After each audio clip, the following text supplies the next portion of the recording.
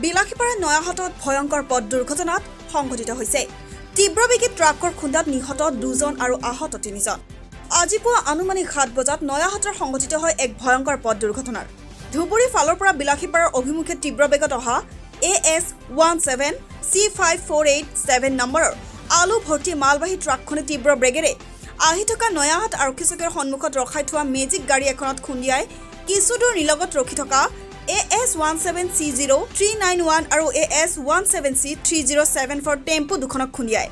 এই ঘটনাত এজনৰ থিতাতে মৃত্যু হয় আৰু 4জন গুৰুতৰভাৱে আহত হৈছে। আহত ব্যক্তি 4জন বিলাসীপাৰা আদৰ্শ চিকিৎসালয়ত প্ৰেৰণ কৰা হয়। চিকিৎসাধীন অৱস্থাত এজনৰ মৃত্যু হয় বুলি জানিব পৰা গৈছে। দুৰ্ঘটনাটোত নিহত ব্যক্তিজনৰ এতিয়ালৈকে চিনাক্তকৰণ হোৱা নাই। এই ঘটনাই সমগ্ৰ অঞ্চলটোত গভীৰ শোকৰ ছাঁ পেলাইছে। আমাৰ হাতত CCTV ফুটেজ আছে, সেয়া আমি দেখাই লৈছো।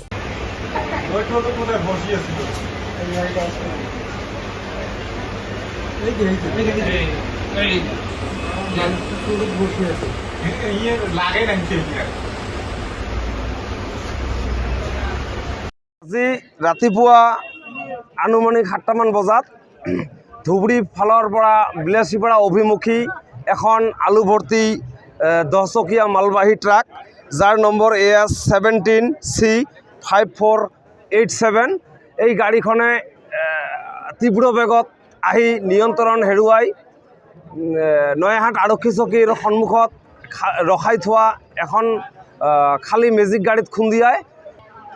মোৰ ঘৰ নয়াহাট বৰগিৰাই হয়। মোৰ নাম মুকলেশ ৰহমান। কি আছিল কথাটো মানে কি, ধুবুৰীৰ পৰা এখন মালবাহী ট্ৰাক আহি আছিল। অহাৰ সময়ত মানে আমাৰ থানাৰ সন্মুখত এটা গাড়ী ৰখি আছিল আৰু কি, টেম্পু গাড়ী। তাত মানে খুন্দা মাৰিছে। খুন্দা মাৰাৰ পিছত আকৌ মানে আমাৰ এই নয়াহাট তিনিআলিত আকৌ এখন মানে টেম্পু খুন্দা মাৰিছে। বিলাসীপাৰাৰ পৰা জিয়াউল আলমৰ ৰিপৰ্ট, নিউজ ৰিপৰ্ট টুডে।